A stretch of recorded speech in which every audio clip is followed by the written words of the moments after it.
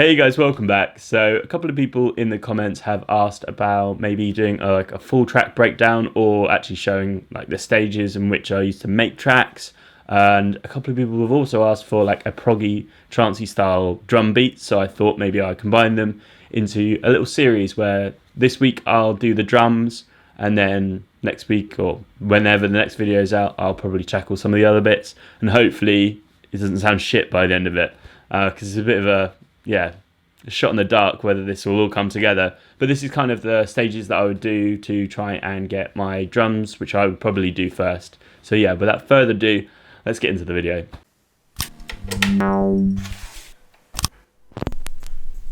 I usually use a 909 or 808 style kick from Ableton's core kits. For this one, I'll use the 909.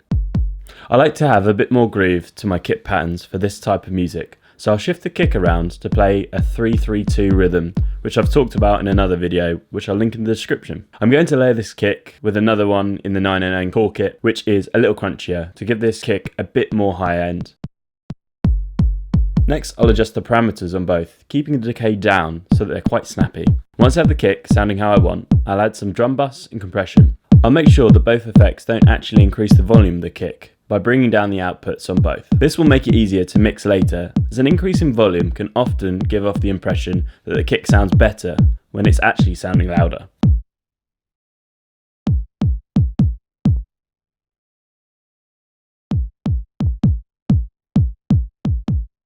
Next, I'll add some overdrive, which can add some nice character.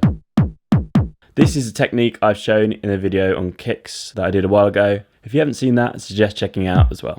And then finally, I'll slap an EQ on to filter out the extreme low ends and boost the frequencies I want. Next, I'll look to add some high frequency drum elements like snares, hats, and maybe some mid-frequency percussion like toms and congas. I use the 808 core kit for this, so I think it's nice to switch up the types of drum machines you use. First, I'll add hi-hats on the upbeats to help give the track some regularity and drive the drums forwards. I'll also give the hi-hats some random velocity by holding command and dragging the velocity handles to set a range.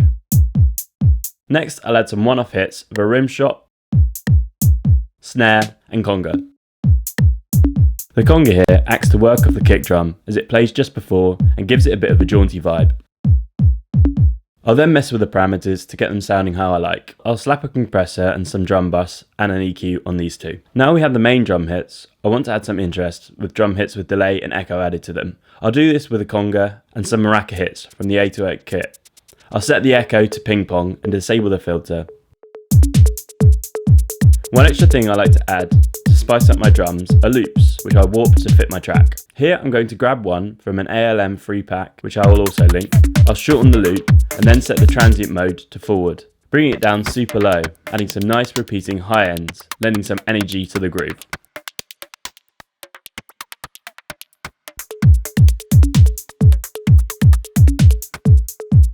Okay, so we have our 1 bar loop, but we want to give it some variety over 8 bars. Let's duplicate the kick to be 8 bars long, then add some additional hits at the end of the 4th bar and the 8th bar. It's a small thing, but it helps telegraph the end of the 8 bars and intro into a new section. I'll do the same thing for my other tracks, shifting some elements around in the second half and adding some extra hits here and there. I'm also going back through and varying up the velocities of my drum hits to give a bit more variation to the track. So there you go, the starting steps to a proggy house track. I may go back in and add some more drum elements later where I feel like they're needed. You're not going to spend too much long on the drums right at the start, so I can get the main elements all down at once when I'm feeling inspired. If I get too caught up in the nitty gritty, I often lose motivation, and it's easy to come back and polish them up later. So that's the video, a little bit of a different one to usual. Hopefully we get something by the end of this series which sounds kind of half decent, otherwise you guys are going to think I'm actually shit at making music. Yeah, so I hope it does give you some ideas about how to start with this kind of type of music and what sounds you can use, how you process them, and you can do it all inside of Ableton as well. So don't forget, comment, like, subscribe, really helps the channel out, and hopefully maybe when this video's out we'll be at 4,000, or if we're not and you're not subscribed, do your boy a favour and hit the subscribe button. Alright, catch you guys in the next one.